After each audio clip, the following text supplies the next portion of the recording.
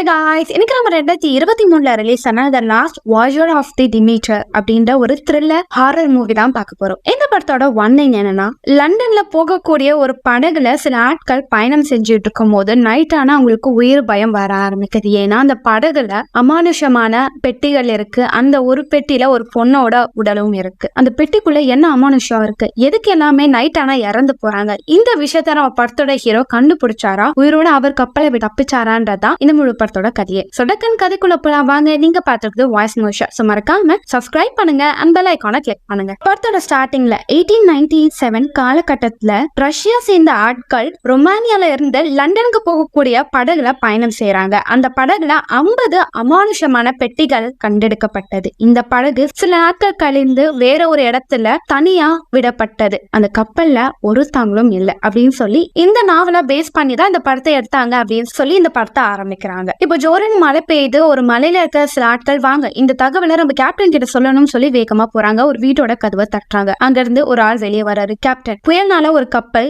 இந்த ஓரத்துல வந்து விழுந்திருக்கு. இப்போ ஒருத்தன் கீழே ரொம்ப அப்செட்டா இருக்கான். கேப்டனும் போறாங்க. என்ன கப்பல் அது, எங்க வந்தது, அதை பத்தி உங்களுக்கு ஏதாவது விஷயம் தெரியுமா? நம்ம போது கீழே இருக்கணும் சார். அதுக்குள்ள உயிரோடு இருக்காங்களா நான் பார்க்க போனேன், ஆனா அங்க யாருமே இல்ல. இது என்ன புக்கு அப்படின்னு சொல்லி வாங்குறாங்க. அது அந்த கப்பல்ல இருக்கிற கேப்டனோட புக். அந்த புக்கை அவர் ஓபன் பண்றாரு. அது முதல் வார்த்தையே அது அங்க இருக்கு. அதை நீங்க பாத்தீங்கன்னா உங்களை கடவுள் தான் காப்பாத்தணும். நாங்க அதை தடுக்க இப்ப முயற்சி பண்ணிட்டு இருக்கோம். அப்படி அது எங்க கிட்ட இருந்து தப்பிச்சா உங்களை கடவுள் தாங்க காப்பாத்தணும். நீங்க அது கிட்ட போகாதீங்க. அது சாபம் நிறைஞ்ச இடம். உயிர் பயம் இருந்தா கடவுளை பிரார்த்தனை பண்ணிட்டு இங்க இருந்து போயிருங்க அப்படின்ற மாதிரி அந்த புக்ல இருக்கு. இதெல்லாம் பார்த்து அந்த கேப்டன் ரொம்ப ஆச்சரியப்படுறாரு. வாங்க அங்க யாருக்காங்க நம்ம பாக்கணும் போது கீழே உட்காந்துட்டு இருக்கணும், எனக்கு பயமா இருக்கு கேப்டன் வா அப்படின்னு சொல்லிட்டு அவங்க எடுத்துட்டு கூட்டிட்டு போறாங்க. இப்போ அந்த கப்பலை காமிக்கிறாங்க. அலையில அந்த படகு தள்ளாடிட்டு இருக்கு. இங்க இந்த படத்தோட பேரை போட்டு ஸ்டார்ட் பண்றாங்க. இப்போ 4 வாரங்களுக்கு முன்னாடி நடந்த சம்பவம் என்னன்னு சொல்லி காமிக்கிறாங்க. சில ஆட்கள் ஒரு வித்தியாசமான மரப்பெட்டிகள் எல்லாத்தையும் குதிரை மேல எடுத்துட்டு படகு இருக்கிற பக்கமா வந்துகிட்டு இருக்காங்க. இங்க டிமேட்டர் அப்படின்ற ஒரு படகு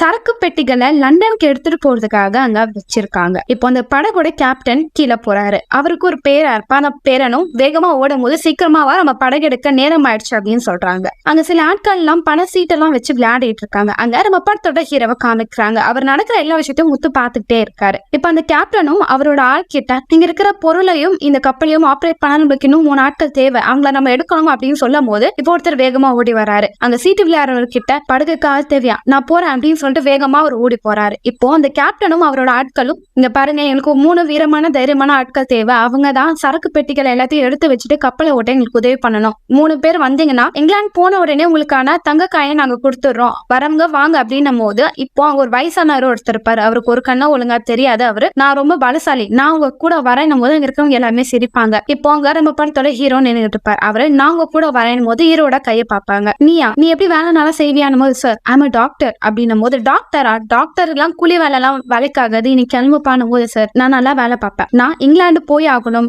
எனக்கு ஒரு வேலை இருக்கு, தயவு செஞ்சு என்ன கூட்டிட்டு போங்க போது உன்னெல்லாம் பார்த்தா வேலைக்கு ஆகிற மாதிரி இல்ல சார், எனக்கு ஆஸ்ட்ராலஜியும் தெரியும், உங்களுக்கு நான் ஹெல்ப் பண்ணுவேன் சார் என்னும் போது அவங்க கண்டுக்கிறது இல்லை. அங்க வேற ஒருத்தர் இருப்பான், அவனையும் நீவா அப்படின்னு சொல்லிட்டு போகும்போது இப்ப அந்த ரொமானியா சேர்ந்த ஆட்கள் அந்த பெட்டியை எடுத்துட்டு வந்துருவாங்க. ஆனா அந்த பெட்டிய கப்பல்ல ஏத்த மாட்டாங்க. கேப்டனோட அசிஸ்டன்டும் ஏன் அவங்க நிக்கிறாங்க, அந்த பெட்டியெல்லாம் உள்ள வைக்க சொல்ல அவங்க அவரோட ஃப்ரெண்டும் போய் பெட்டியை உள்ள வைங்கன்னு சொல்லி டிரான்ஸ்லேட் பண்ணுவாரு. ஆனா அவங்க பயங்கரமா கத்துவாங்க. என்ன உங்ககிட்ட சொன்னாங்க சார், அவங்க அந்த பெட்டி இங்க வச்சுட்டு சீக்கிரமா போயிட போறாங்களா, இருட்டுறதுக்குள்ள அவங்க வீட்டுக்கு போய் சேரணுமா, ஏன் அப்ப அந்த பெட்டியை யார் வைப்பானா, தூக்கியா வைக்கணும், அவங்க தான் வைக்கணும், வைக்க சொல்ல அப்படின்னும் போது இப்போ அங்க இருந்து ஒரு ஆளும் வேகமா கிட்ட வராரு. தங்க நாணயங்களை கொடுக்குறாங்க. உங்க பையனும் நல்லபடியா இருக்கணும்னு நான் வேண்டிக்கிறேன், நீங்க நல்லபடியா அந்த இடத்துக்கு போய் சேருங்க. என்னடா இவ்வளவு பணத்தை கொடுக்குறானுங்க, நாங்க இந்த படம் லண்டன்ல இருந்து இங்க எடுத்துட்டு வரவே இவ்வளவு செலவாகல, சரி அவங்கதான் போறாங்களா இந்த பொருளை நம்ம எடுத்து வைக்கலாம் அப்படின்னு சொல்லிட்டு எல்லா வேலையும் பண்ணிக்கிட்டே இருக்கான். அப்படி எல்லா வேலையும் பண்ணிக்கிட்டே இருக்கும் போது அங்க ஒரு வயசானவர் பெட்டியெல்லாம் இழுத்துக்கிட்டே இருப்பாரு. அப்படி பெட்டியை இழுக்கும் போது அந்த பெட்டியில டிராகனோட சிம்பிள் இருக்கிறத பார்த்து அவர் பயந்து போயிடுவாரு. அப்படி பயப்படும் போது அந்த பெட்டியில பிடிச்சு இந்த கயிறை விட்டுருவாரு. அந்த கயிறுக்கு கீழே அந்த குட்டி பையன் விளையாடிக்கிட்டு அவர் மேல அந்த பெட்டி விழுகிற மாதிரி போகும். நல்ல வேலையை ஹீரோ காப்பாத்திடுவாரு. இப்ப கேப்டனும் பெட்டி ஒழுங்கா பிடிக்க மாட்டியா அப்படின்னு கேட்கும் போது சார் நீங்க என்ன ஏமாத்திங்க கூட்டிட்டு வந்துட்டீங்க, இந்த பெட்டியில இருக்கிற சிம்பிளுக்கான அர்த்தம் என்னன்னு தெரியுமா, எனக்கு தெரியும், இது டெவிலோட சிம்பிள், இதுமேட்டு நாங்க கூட வரமாட்டேன், நீங்க உயிரோட இருந்தா அதே பெரிய விஷயம், நான் கடவுளை வேண்டிக்கிறேன் நீங்க உயிரோட திரும்பி போகணும்னு சொல்லிட்டு அப்படின்னு சொல்லிட்டு ஒரு கோபப்பட்டு அங்க இருந்து போறாரு. இப்போ ஒரு ஆள் தேவை. கேப்டன் கிட்ட சொல்லிட்டு நம்ம ஹீரோ கூட்டிட்டு போலாம் சொல்லி ஹீரோ நீங்க என் கூட வாங்க, ஆனா இந்த கடுமையான வேலை இருக்கும், நீங்க தான் செய்யணும் போது கண்டிப்பா நான் செய்யறேன், இன்கேஸ் உங்க யாருக்காவது உடம்பு முடியலன்னா கூட நானே ட்ரீட்மெண்ட் இலவசமா பண்றேன் அப்படின்னு சொல்லிட்டு கப்பலை ஓட்ட ஆரம்பிக்கிறாங்க. இப்போ அந்த பெட்டி விழுந்த உடனே அந்த பெட்டிக்குள்ள இருந்து மண்ணு கண்ணுகள் தான் கீழே விழுந்திருக்கும். அதை அப்படியே ஜூம் பண்ணி காமிச்சிட்டு இப்ப அந்த படகு போட்டு காமிக்கிறாங்க. இப்ப கேப்டனோட பேரனுக்கு ஹீரோ ரொம்ப பிடிச்சிருச்சு. வாங்க இந்த இடத்த நான் உங்களுக்கு சுத்தி காமிக்கிறேன்னு சொல்லி கீழே கூட்டிட்டு போறான். இங்கதான் எல்லா சரக்கு பொருட்களும் இருக்கும். இந்த இடம் ரொம்ப ஸ்ட்ராங்கா கட்டப்பட்டு இருக்கும். இந்த கப்பல் ரொம்பவும் பழமையான கப்பல். இந்த கப்பலை நீங்க ஒரு பக்கத்தை தட்டினீங்கன்னா அதோட எக்கோ ரொம்ப லேட்டா எட்ஜ் வரைக்கும் கேட்கும் அப்படின்னு சொல்லிட்டு ஒவ்வொரு இடமா அப்படியே காமிச்சிட்டே இருக்கும்போது அங்க கீழே நிறைய ஆடு மாடு கோழி எல்லாம் வச்சுக்கிட்டு இருப்பாங்க. இதெல்லாம் நான் தான் பாதுகாக்கிறேன், என் தாத்தா இந்த பொறுப்பை இங்கதான் கொடுத்திருக்காரு அப்படின்னு சொல்லி ஒரு இடமா காமிச்சிட்டே போறான். அப்படியே கிச்சன் கூட்டிட்டு போறான். கிச்சன் கூட்டிட்டு போகும்போது அங்க கிச்சனை வேலை பாக்குறாரு. தம்பி, இவரெல்லாம் கூட்டிட்டு வரக்கூடாது, நான் சொல்லும் போதுதான் சாப்பிட வரணும், லேட்டா வரக்கூடாது, நீங்க சீக்கிரமா வரக்கூடாது அப்படின்னு சொல்லி பேசிக்கிட்டே எல்லா இடத்தையும் அப்படியே காமிச்சிட்டே இருக்காங்க. அப்படி எல்லா கிட்டும் பேசிட்டே இருக்கும் போது இப்போ கேப்டனை ஒரு டைரி எடுத்துறாரு. அந்த டைரியில அவர் என்ன சொல்றாருன்னா, இந்த கப்பல மொத்தம் 9 ஆட்கள் இருக்காங்க, 2 சமையல்காரங்க, 5 வேலை செய்யறவங்க, ஒரு டாக்டர், கேப்டன் நாங்க இந்த சரக்கு பெட்டிய இங்கிலாண்ட சேர்க்கறதுக்காக எங்க பயணத்தை தொடங்குறோம் அப்படின்னு சொல்லிட்டு எழுதிட்டு இருக்காங்க. இப்ப நைட் எல்லாமே பாட்டு பாடி ஆட்டோ போட்டுட்டு ஜாலியா என்ஜாய் பண்ணிட்டு இருக்காங்க. கேப்டன் ரொம்ப சோகமா உட்காந்துட்டு இருக்காரு. ஒரு அசிஸ்டன்ட் என்ன ஆச்சு சார் போது, இந்த கேப்டன் பொறுப்பை நான் உன்கிட்ட ஒப்படைக்கிறேன், எனக்கு நம்பிக்கை இருக்கு நீ என்ன மாதிரியே நல்ல இந்த கப்பலை பார்த்துப்பேன்னு. ஏன் சார், இதான் என்னோட கடைசி பயம், என்னோட பொண்ணு தனியா இருக்கா, என் பேரனையும் என் பொண்ணையும் நான் ஈரான்ல லேண்ட் வாங்கிட்டாங்க, நாங்க சந்தோஷமா இருக்க போறோம், இதுதான் என்னோட பொண்ணோட ஆசை, அதனால எங்க வாழ்க்கை இருக்கிறது நாங்க கொஞ்சம் பொறுமையா நிம்மதியா வாழலாம் இருக்கும் அப்படின்னு சொல்லி கேப்டன் பேசிட்டு இருக்காரு. இப்போ நைட் எல்லாமே தூங்கிட்டு இருக்காங்க. சரக்கு பெட்டிகள் இருக்கிற அந்த இடத்துல நிறைய எலிகள்லாம் இருக்கும். அந்த எலிகள்லாம் அப்படியே போயிட்டே இருக்கும் போது இப்போ அங்க வந்து ஒரு பெட்டியில வர சத்தத்தை கேட்டு எல்லாம் பயந்து வேகமா ஓட ஆரம்பிக்குதுங்க. இப்ப அடுத்த நாள் நைட்டு எல்லாம்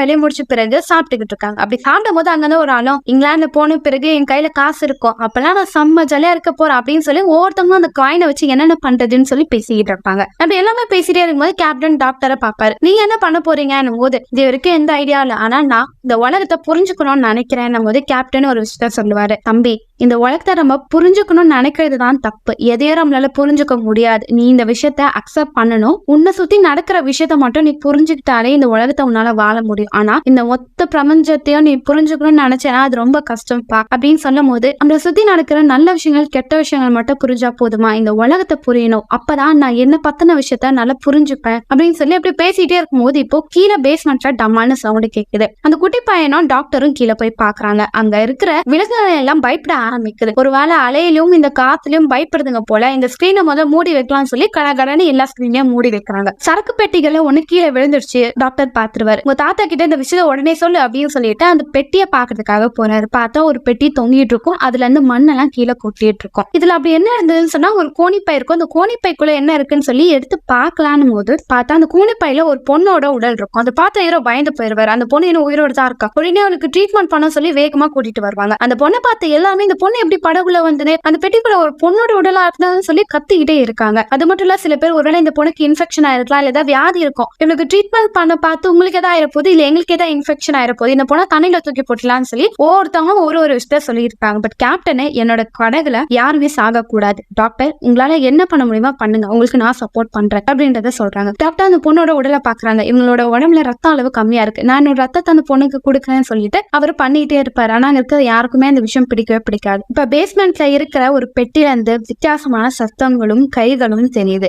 இப்போ அந்த பொண்ணோட உடம்புல ரத்தம் எல்லாம் கொடுத்த பிறகு அந்த பிரஸ்ட் எடுக்கிறதுக்காக ரூம்ல கூட்டிட்டு போறாரு. அது அந்த குட்டி பையன் எட்டி பாத்துட்டே இருக்கா. எனக்கு கொஞ்சம் வேலை இருக்கு, இவங்க எழுந்துட்டாலோ இவங்க எங்களுக்கு ஏதாவது உதவி தேவைப்பட்டா எனக்கு கூப்பிட்டு நான் வந்து பாத்துக்கிறேன்னு சொல்லிட்டு ஹீரோ வேலை பார்க்க போயிடுறாரு. டாக்டர் வேலை பார்த்துட்டே இருக்கும் போது அவரோட ஃப்ரெண்டும், இங்க நிறைய தீவுகள் இருக்கு, நிறைய பாறைகளும் இருக்குப்பா அப்படின்னு சொல்லி டெலிஸ்கோப்ல பாத்துட்டே திரும்பி பாக்குறாரு. அவருக்கு முன்னாடி ஏதோ ஒரு உருவம் தெரியுது. பயந்து போயிடுறாரு. இப்ப ஹீரோ பேசிட்டே இருக்கும்போது எங்க பேசின ஆளே காலம் திரும்பி பாக்குறாரு. அங்க யாருமே இல்ல. இப்போ டக் டக்குன்னு சவுண்ட் மட்டும் கேக்குது. ஹீரோக்கும் பயமா இருக்கு. அப்படியே கொஞ்சம் கொஞ்சமா நகர்ந்து போறாரு. இப்போ அவருக்கு பின்னாடி யாரோ கையை வைக்கிறாங்க. பயந்து போன அவரும் திரும்பி பாக்குறாரு. நீங்க தானா போது, நீ அதை பாத்தியா? நானும் அதை பார்த்தேன், என் கண்ணுக்கு ஏதோ வித்தியாசமா தெரிஞ்சது, இங்க நம்ம 2 பேர் தவிர வேற எதுவும் ஒண்ணு இருக்கு அப்படின்னு சொல்லிட்டு பேசிட்டே போறாங்க. இப்ப அவங்க வந்து ஒரு பொருளை மட்டும் ஜூம் பண்ணி காமிக்கிறாங்க. இப்ப கீழே அந்த குடிப்பையான நாய் ஏதோ ஒரு விஷயத்த பார்த்து குலைச்சிக்கிட்டே இருக்கு. இப்ப டக்குன்னு அந்த நாயோட குலைக்கிற சவுண்ட நிறுத்திடுது. சமையல்காரரும் பொருட்கள் எடுக்கணும்னு கீழே போறாரு. அங்க அந்த நாய் செத்து போனதை பார்த்து பயந்து போறாரு. அது மட்டும் இல்லாம விலங்குகளையும் பாக்குறாரு, எல்லாமே செத்து போயிருக்கும். இந்த விஷயத்த டாக்டர் கிட்ட சொல்றாங்க. கேப்டனும், ஏன் எல்லாமே ஒரே மாதிரி இறந்து போயிருக்கு,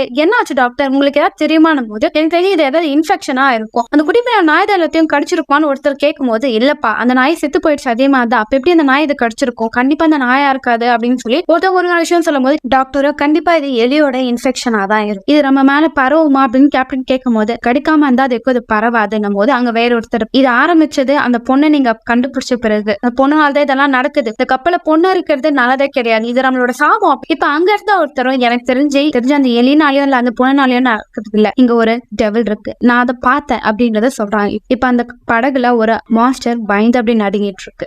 அடுத்த காலம் இறந்து போன எல்லா விலங்கையும் கப்பல்ல இருந்து தண்ணியில தூக்கி போறாங்க. அந்த குடி பையனும் நாய் இறந்ததை பார்த்து வருத்தப்படுறான். இதை பார்த்து கேப்டனும் இங்க பாரு இதெல்லாம் நினைச்சு வருத்தப்படாத, பிறக்கிறதும் சாப்பிடுறதும் இயல்புதான் சொல்லும் போது தாத்தா தான் என்கிட்ட இந்த பொறுப்பை கொடுத்தாரு. ஆனா என்னால ஏதாவது இந்த ப்ராமிஸை காப்பாற்ற முடியலன்னு போது இங்க பாரு தம்பி, சில நேரத்துல நம்ம மத்தவங்க கொடுக்குற ப்ராமிஸை காப்பாற்ற முடியாம போகலாம். எல்லா விஷயத்தையும் நம்மளால கண்ட்ரோல் பண்ண முடியாதுல இந்த வாழ்க்கையில, நடக்கிற மாதிரி விட்டு தள்ளு அப்படின்னு சொல்லி அவனுக்கு ஆறுதலா பேசிட்டு இருப்பாங்க. இப்ப அடுத்த கால புயல் வர ஆரம்பிக்கும். அதனால கடகன்னு எல்லாருமே வெளியே பார்க்க ஆரம்பிப்பாங்க. இப்போ டாக்டர் பக்கத்துல ஒருத்தரும் எனக்கு தெரிஞ்சு இந்த கப்பல்ல ஏதோ ஒரு அமானுஷம் இருக்குன்னும் போது டாக்டர் அமானுஷம்லாம் ஒண்ணும் இல்ல, இதெல்லாமே சயின்ஸ் நேச்சர்னால நடக்குது, நம்மளோட மைண்ட் செட் தான் எதுன்னு போது அப்படியா அப்ப எதுக்கு நீ நேத்து பயந்த, உன் கணக்கு அது தெரிஞ்சதானே, சயின்ஸ் எல்லாம் தூக்கி குப்பையில போடு, நம்ம ஒரு விஷயத்த நேர்ல பாக்குறோம்னா அதுதான் உண்மை அப்படின்னு சொல்லி அவர்கிட்ட பேசிட்டு இருப்பாரு. இப்ப கேப்டனும் டைரி எழுதுவாரு. இதுக்கு அடுத்து எங்களுக்கு நிறைய வேலை இருந்தது, நாங்க வேலையை பார்த்துட்டு இருந்தோம். டாக்டர் டைமுக்கு அந்த பொண்ணுக்கு ரத்தத்தை மாத்திக்கிட்டே இருந்தாரு அப்படின்னு சொல்லி எல்லாம் நோட் பண்ணிக்கிட்டே இருப்பாரு. இப்போ குட்டி பையன் அந்த பொண்ணோட பேரை ஆனா உனக்கு எப்பரா தெரியணும் போது அவங்க தூக்கத்துல பேசணும் நான் கேட்டேன், அவங்களுக்கு கொஞ்சம் கொஞ்சம் இங்கிலீஷ் கூட தெரியுது அப்படின்னும் போது அப்படியா ஏங்க ரொம்ப கஷ்டப்படுறாங்க தெரியல, எனக்கு தெரிஞ்சவங்களுக்கு கஷ்டம் பயங்கரமான கனவு வருது போல அப்படி அந்த குட்டி பையன் பேசிட்டு இருப்பான். இப்ப டாக்டரும் கீழே நடத்து போகும்போது சமையல்காரர் சோகமா இருப்பாரு. அவரும் இந்த இடம் மோசமாக போகுது, இப்போ எலியோட சத்தமே எங்களுக்கு கேட்கலன்னும் போது எலியா ஒருவேளை அது இன்ஃபெக்ஷன் ஆனதுனால இறந்து போயிருக்கும், அது எப்படி இறந்து போகும், கப்பல்ல எலியில மர்மமான விஷயம், ஏன்னா எல்லா கப்பல்லையும் எலிகள் இருக்கணும், இங்க வேற ஏதோ ஒரு விஷயம் இருக்கு, நம்ம எல்லாருமே சாக போறோம் போல அப்படின்னு சொல்லி ஒரு புலம்பிட்டு அங்க வந்து போவாரு. தினமும் நைட்டு ஒவ்வொருத்தவங்க நைட்டு முழிச்சு கப்பலை ஓட்டணும். அது மாதிரி இன்னைக்கு ஒருத்தர் அப்படி கப்பலை ஓட்டிட்டே இருக்கும்போது ஒரு வித்தியாசமான சத்தம் கேட்கும். என்னவா இருக்கும்னு சொல்லி பார்த்தா அந்த ஓரத்துல அந்த மான்ஸ்டர் அப்படியே தரையில ஊர்ந்துகிட்டே வரும். அதை பார்த்து அவரும் கத்தி வச்சு குத்தலான்னு பார்த்தா அது வேகமா பாஞ்சு வந்து அவரோட கழுத்தையே கிழிச்சிடும். அவர் பயந்துட்டாங்க வந்து ஓடலான்னு பாப்பறானா அவரை பிடிச்சு வச்சு ஒரு ரத்தத்தை குடிச்சு அதுக்கு எனர்ஜி ஏற்றிக்கும். இப்படி பண்ணிட்டே இருக்கும்போது இப்போ ஏதோ பயங்கரமான சத்தம் கேட்கிறேன்னு சொல்லி டாக்டர் வெளியே வந்து பார்த்தா அந்த கத்தியும் ரத்தங்களும் இருக்கும். உடனே அவர் எல்லாரையும் கூப்பிட்டு நடந்த விஷயத்த சொல்றாரு. ஆனா அடுத்த நாள் காலையில அங்க வந்த கேப்டனோட அசிஸ்டன்டும் எனக்கு தெரிஞ்சு ஈரதோ தான் பண்றப்பா, அவன் கையில தான் அந்த கத்தி இருந்துச்சுன்னும் போது பைத்தியமானே நான் அவனை கொலை பண்ணனா உன்னை எதுக்கு கூப்பிட்டு இங்க இந்த சம்பவம் நடந்ததுன்னு சொல்ல போறேன் அப்படின்னு எல்லாருமே சண்டை போட்டுட்டு இருக்கும் போது இப்ப கேப்டனும் இது எதனால நடந்தது டாக்டர், இதை நம்ம எப்படி சரி பண்ணலாம் அதை முதல்ல நீங்க சொல்லுங்க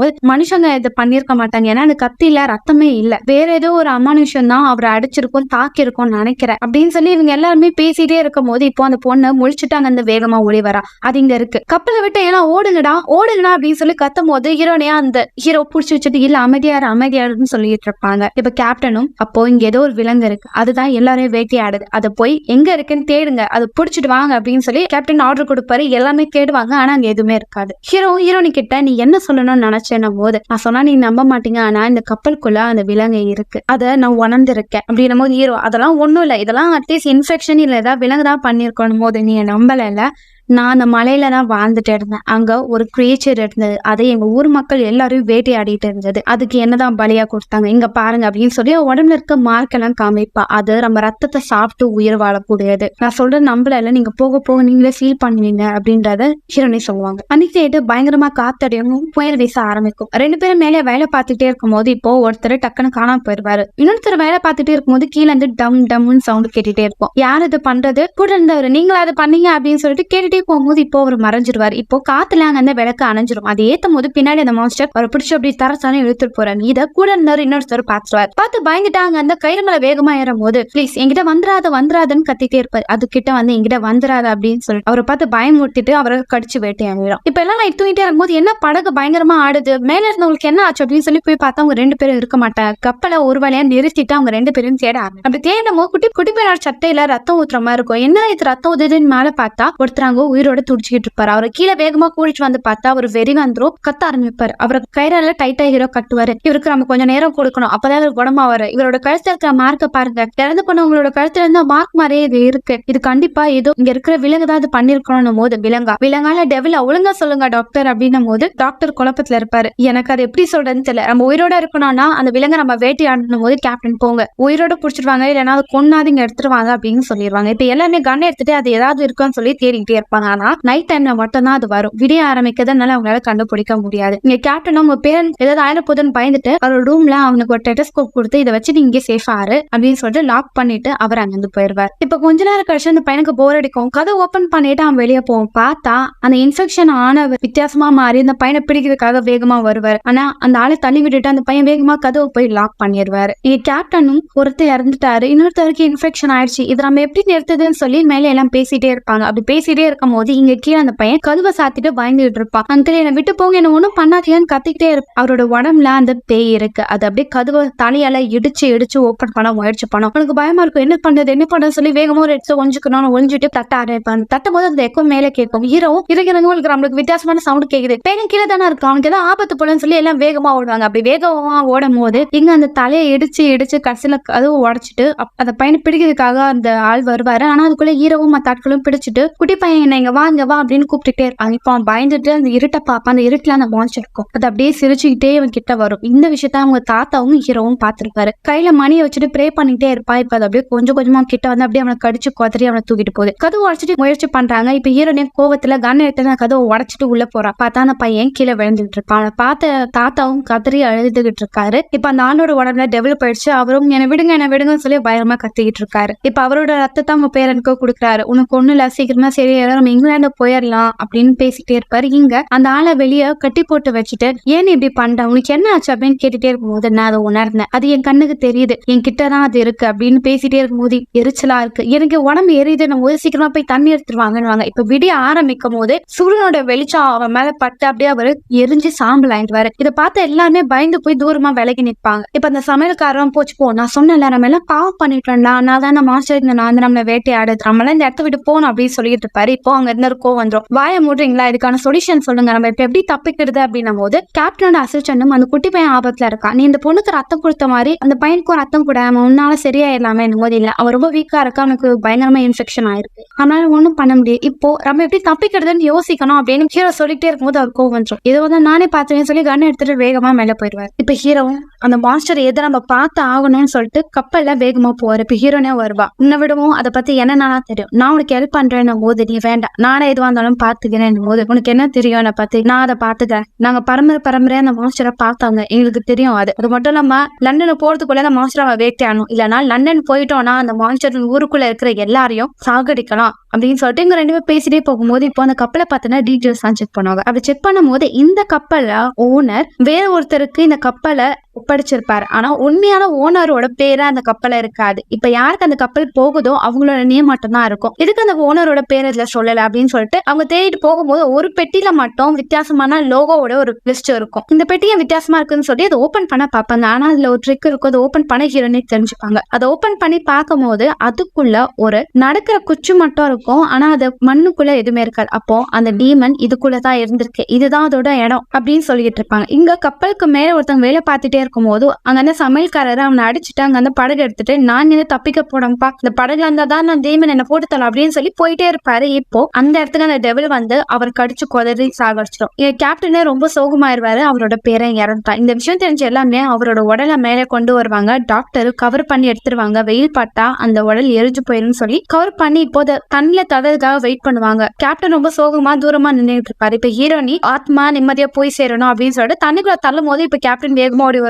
என் பேரோட முகத்தை ஒரு வாட்டி பாத்துட்டேன்னு சொல்லி முகத்தை பார்க்கும் போது இப்போ அப்படியே அவங்க தாத்தாவை பிடிச்சி இழுக்கும். வெயில் அது மேல படுறதுனால உடம்புல தீஞ்சு போயிடும். அவங்க தாத்தாவையும் பிடிச்சிட்டு இருக்கும் போது அவரோட உடம்பு எரிய ஆரம்பிக்கும். இதை பார்த்து அவரோட ஃப்ரெண்டும் தள்ளி விட்டுட்டு கேப்டனை காப்பாத்திடுவாரு. அந்த உடல் அப்படியே தண்ணிக்குள்ள மூழ்கி போகும். கேப்டன் ரொம்ப பயந்து போய் நடுங்கிட்டு இருப்பாரு. கீழே எல்லாருமே டிஸ்கஸ் பண்ணிட்டு இருப்பாங்க, இந்த இடத்த விட்டு எப்படி தப்பிக்கிறது அப்படி. அதை நம்ம வேட்டையாடணும் போது அப்போ அதை ஓடுறத பிடிக்கணும் போது ஹீரோனி அது நம்ம கிட்ட இருந்து ஓடல, ஒருத்தவங்களோட உடலை அது பயன்படுத்திட்டு இருக்கு அப்படின்னும் போது இப்போ அது எப்படியாவது அழிச்சாகணும். படகுக்குள்ள நம்ம தண்ணியை இறக்கி விடணும், அதுக்கடுத்து நம்ம மேல இருக்கலாம். கண்டிப்பா நைட் அது வரும். அந்த டைம்ல அது நம்ம வேட்டையாடிட்டு படகு எடுத்து நம்ம தப்பிக்க முயற்சி பண்ணான்னு சொல்லி இவங்க பேசிட்டே இருக்கும்போது கேப்டனுக்கு அசிஸ்டன்டும் இந்த படகு மேல உடைக்க நான் அனுமதிக்க மாட்டேன்டா, இது என் வீடு மாதிரி அப்படின்னு சொல்லி எமோஷனலா பேசுவாரு. ஆனா உயிர் தப்பிக்கணும்னா இது ஒண்ணுதான் ஆப்ஷன், நீங்க பண்ணலன்னா நான் பண்ணுங்கன்னு சொல்லி ஹீரோ கோடலை எடுக்கும் போது இல்ல நானே பண்றேன் அப்படின்னு சொல்லி கோடலே வாங்கி வச்சுப்பாரு. அப்படி எல்லாருமே நைட் என்னென்ன பண்ணணும்னு சொல்லி எல்லா வெப்பனையும் எல்லாம் ரெடியா எடுத்து வச்சுட்டே இருக்கும்போது இப்போ கேப்டன் ரொம்ப சோகமா பேஜ் எல்லாம் திருப்பி எழுதிக்கிட்டே இருப்பார். இந்த விஷயம் எல்லாருக்கும் தெரியணும். ஹீரோ போற என்ன ஆச்சு கேப்டன் உங்களுக்கு போது இந்த விஷயம் எல்லாருக்கும் தெரியணும். ஹீரோவை ஷூட் பண்றதுக்காக ரெடியா இருப்பாரு. என் பேரை நான் பார்த்தேன், ஒரு உயிர் போயிடுச்சுன்னா அந்த உயிருக்கு பதிலா என் பேரை கேக்குறேன்னா அது தருவேன்னு சொல்லுச்சு. அப்போ நீ இறந்துருன்னு போது ஹீரோனே வருவாங்க. அதுங்களை ஏமாத்துது. அது எப்படி இறந்து போன உயிரை உங்களால கொண்டு வர முடியும், அத பேச்ச நம்பாதீங்கன்னு போது இல்ல என் பேரன் அவன் சிரிச்சதை நான் பார்த்தேன் போது அது எல்லாமே உங்களை ஏமாத்துது, கண்மூடித்தனமா நம்ப வைக்குது, அதை நம்பாதீங்க. அது எவ்வளவு பெரிய மோசமான கிரியேஷன் எனக்கு தெரியும். என்னோட கிராமத்துல இருக்கிறவங்க எல்லாருமே தினம் ஒவ்வொருத்தவங்களும் பலியா கொடுப்பாங்க. அந்த பலி கொடுக்கறதுனால அவங்களோட உடல இருக்கிற ரத்தத்தை மட்டும் அது சாப்பிடும். அப்படி ஒரு நாள் என்ன என் மக்கள் பலி கொடுத்தாங்க. ஏன்னா அது தினமும் சித்திரவதை பண்ணி ரத்தத்தை உறிஞ்சு குடிச்சுக்கிட்டே இருந்தது. அதை பத்தி எனக்கு நல்லா தெரியும். உங்க பேரு இதை கையில வச்சுட்டு இருந்தான்னு சொல்லும் போது இப்ப அவருக்கு எல்லாமே புரியுது. ஆமா நான் தப்பு பண்ணிட்டேன் அப்படின்னு சொல்லிட்டு இப்ப அந்த இடத்த விட்டு வேகமா போறாரு. இப்ப எல்லாமே நைட்டு ரெடியா இருக்காங்க. ஹீரோவும் ஹீரோனி கிட்ட அது இப்ப வருமானம் போது என் வாசனைக்கு அது கண்டிப்பா வரும் அப்படின்னு சொல்லிட்டு எல்லாம் ரெடியா இருக்காங்க. இப்ப அப்படியே மேகமூட்டமா வருது. கண்ணு வச்சு ரெடியா இருக்கும் போது இப்போ ஒரு வேகமா ஒண்ணு பறந்து போகும். எதுனா அந்த மாஸ்டருக்கு பவர் அதிகமா ஆயிடுச்சு, ரத்தத்தை குடிச்சனால இப்ப அது பறக்குது. எல்லாரையும் போட்டு பாஞ்சு அடிக்க ஆரம்பிக்கும். அப்படி நிறைய பேர் அடிப்பட்டு இறந்து போயிருவாங்க. இப்ப அது ஹீரோ கிட்ட வரும். ஹீரோ கையில இருக்கிறத வச்சு உன்னை நான் கொல்லாம விட மாட்டேன் அப்படின்னு சொல்லி அடிப்பாரு. பாத்துக்கலாம், உனக்கு என்ன பார்த்த பயம் தானே போது எனக்கு உன்னை பார்த்த பயமே இல்லடான்னு போது அப்படியே கழுத்தை பிடிச்சி நசுக்க பார்க்கும். இப்ப ஹீரோனியா ரொம்ப நாளும் உன்னை கொலை பண்ணா துடியா துடிச்சிட்டு இருந்தேன், என் ரத்தத்தை குடிச்சல உன் சாவு ஏன் கையில தானான்னு சொல்லிட்டு அதை ஷூட் பண்ண ரெடியா இருப்பாங்க. ஆனா அது அப்படியே பாஞ்சு வந்து ஹீரோனோட கழுத்தையே பிடிச்சிரும். இதை பார்த்தா ஹீரோவா அதை அடிச்சுட்டு ஹீரோனியா காப்பாத்திடுவாங்க. எங்க கேப்டனும் ரொம்ப அப்செட்டா இருப்பாரு. அவரை அந்த மான்ஸ்டர் பாத்துரும், அவரை கட்டி போட்டு வச்சிரும். இப்ப கேப்டன் துடிச்சுக்கிட்டு இருக்கும் போது ஹீரோ வருவாரு. கேப்டனும் இந்த டைரி வச்சுக்கோ, எல்லார்கிட்டயும் நடந்த எல்லா விஷயத்தையும் சொல்லு, எல்லாருக்கும் இப்படி ஒரு மாஸ்டர் இருக்கிறது தெரியணும், மறைக்காம எல்லார்கிட்டயும் சொல்லு அப்படின்னு சொல்லிட்டு பேசிட்டு அப்படியே உயிரை விட்டுருவாரு. கேப்டனோட அசிஸ்டனும் கோடலை வச்சு கீழே தனி வரதுக்காக உடச்சுக்கிட்டு பருப்பு அந்த மாஸ்டரை பார்த்து பயந்து போய் அப்படியே அங்கே விழுந்துருவாரு. இப்ப ஹீரோவும் என்ன ஆச்சுன்னு சொல்லி கீழே பார்த்தா அவரு மயங்கி கிடப்பாரு. கோடாலியை வச்சு அந்த இடத்த உடச்சு தண்ணி வர வைப்பாரு. இப்ப அந்த மாஸ்டர் அங்க பறந்துட்டே இருக்கும். இப்ப ஹீரோனையும் கரெக்டா பிளான் பண்ணி அங்க இருந்து கையில வெட்டி விட்டுருவாங்க. அந்த கம்பி அப்படியே அந்த மான்ஸ்டரோட ரெக்கையில அப்படியே மாட்டிக்கும். இப்ப அவங்க ரெண்டு பேரும் அந்த படகை விட்டு அப்படியே கீழே குதிச்சுறாங்க. அந்த கப்பல் அப்படியே தண்ணி உள்ள வர அப்படியே முழுக ஆரம்பிக்குது. இப்பதான் படத்தோட ஸ்டார்டிங்ல அந்த விஷயத்த காமிப்பாங்க. அங்க இருந்து தீவுல ஒருத்தவங்க ஒரு படகு கரையை நோக்கி வர ஆரம்பிக்குது அப்படின்னு சொல்லுவாங்க. அப்படியே எல்லாருமே அந்த இடத்துக்கு போய் பார்ப்பாங்க. இப்போ அடுத்த நாள் காலையில விடிய ஆரம்பிக்குது. ஹீரோனோட கண்ணு வெள்ளையா மாறுது. ஹீரோனி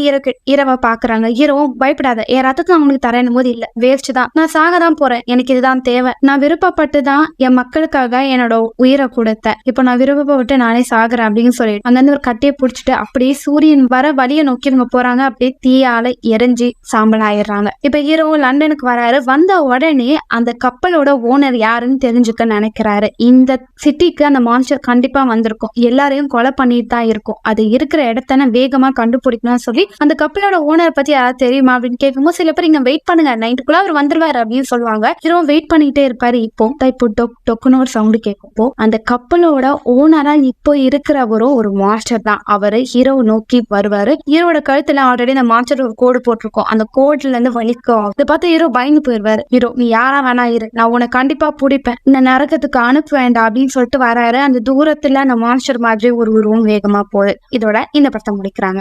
இந்த படத்துக்கு பாட்டு இருக்கலாம். இந்த படம் உங்களுக்கு பிடிச்சா சொல்லுங்க. இந்த பாட்டு வந்தா கண்டிப்பா உங்களுக்கு நான் இந்த கதையை சொல்றேன். அடுத்த ஒரு வித்தியாசமான படத்தை நான் உங்களை சந்திக்க வரேன். Until then, bye bye.